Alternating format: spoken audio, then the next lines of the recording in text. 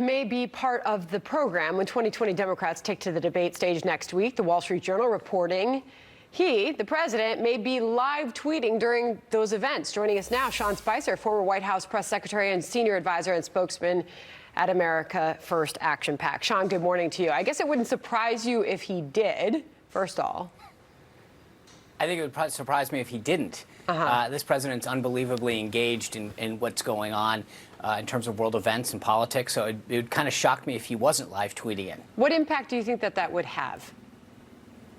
It's huge. I mean, think about this. Every time that the president tweets, the media dominates he dominates the discussion and the media reacts to it. Then people are called in to react to their questions about the tweets.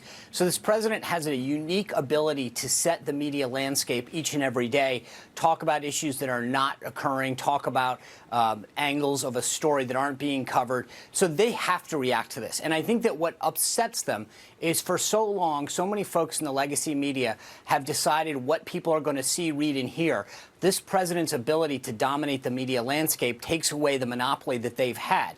That threatens their ability to set the agenda. And I think you saw that last night, Sandra. Fox carried this president's announcement for his reelection live. CNN cut out within 6 minutes. MSNBC covered it not at all. So for these organizations that claim to be about the news, the president of the United States was declaring his reelection last night, and they didn't cover it. I don't see how that's not news. Whether or not they think certain pieces of it have been used before or whatever, they cover everything that every one of these Democrats do, and yet the current president announces and they don't cover it.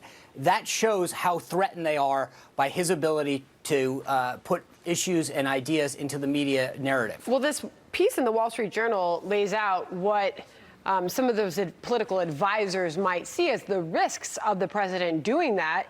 In it, they write, quote, political advisors have long wanted Mr. Trump to tap the brakes on attacking Democratic presidential rivals, concerned that the president's reactions would elevate contenders and provide some shield from what otherwise could be a bruising primary battle. Of course, the point is, if he's live tweeting during these debates, is he potentially exposing where he sees his vulnerabilities because it tees him off on Twitter?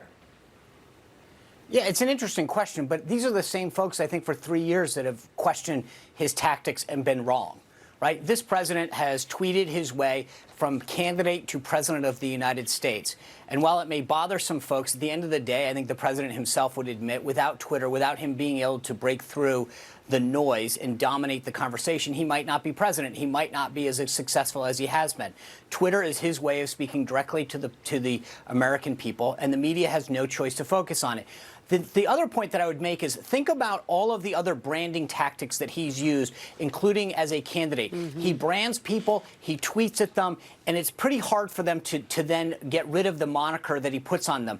Crooked Hillary will always be Crooked Hillary because he tweeted at her and called her that. And so his ability to brand these folks through the Democratic primary with a particular name is not something that they'll be able to undo, and gives him a unique advantage. He spent a very familiar tone. He spent some time on Hillary Clinton last night at that rally in Orlando. Sean Spicer, always good to get your thoughts. Thank you for being here today. Thank you.